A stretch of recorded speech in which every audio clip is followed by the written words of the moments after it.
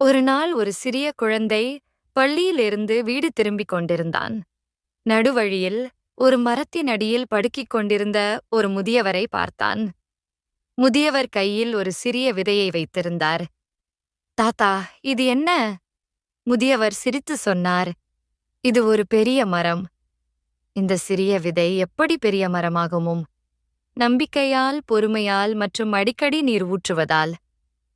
குழந்தை அந்த விதையை பெற்றுக்கொண்டு வீடு சென்று அதை குடிலின் பக்கத்தில் நடன்.